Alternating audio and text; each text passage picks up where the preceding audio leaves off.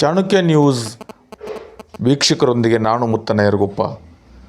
ಜಮ್ಮು ಕಾಶ್ಮೀರದಲ್ಲಿ ಅಪಘಾತಕ್ಕೀಡಾಗಿ ಹುತಾತ್ಮರಾದ ಯೋಧರಾದ ಮಹೇಶ್ ಮಾರಿಗೊಂಡ ಅವರ ಪಾರ್ಥಿವ ಶರೀರಕ್ಕೆ ಮಹಾಲಿಂಗ್ಪುರದಲ್ಲಿ ಪುಷ್ಪ ನಮನ ಸಲ್ಲಿಸಿ ಅಂತಿಮ ಸರ್ಕಾರಿ ಗೌರವಗಳೊಂದಿಗೆ ಅಂತ್ಯಕ್ರಿಯೆ ಇಂದು ನೆರವೇರಿತು. ಯೋಧರ ಬದುಕು, ಜೀವನ, ವೃತ್ತಿ ಅತ್ಯಂತ ಉನ್ನತವಾದದ್ದು. ನಮ್ಮ ಜಿಲ್ಲೆಯ ಯೋಧ ಅಪಘಾತದಲ್ಲಿ ಹುತಾತ್ಮರಾಗಿರುವುದು ಅತ್ಯಂತ ನೋವಿನ ಸಂಗತಿ. ಯೋಧರ ಆತ್ಮಕ್ಕೆ ಶಾಂತಿ ಸಿಗಲೆಂತಂದು ಎಲ್ಲ ಕುಟುಂಬ ಸದಸ್ಯರು ಹಾಗೂ ದೇಶ ಪ್ರೇಮದ ಎಲ್ಲ ಪ್ರತಿನಿಧಿಗಳು ಹಾಗೂ ಜನಪ್ರತಿನಿಧಿಗಳಂಥ ಸಂಸತ್ ಸದಸ್ಯರಾದಂಥ PC ಗದ್ದಿಗೌಡರು ಮತ್ತು ವೀಣಾ ಕಾಶ್ಯಪ್ನವರು ಈ ಕಾರ್ಯಕ್ರಮದಲ್ಲಿ ಉಪಸ್ಥಿತರಿದ್ದರು.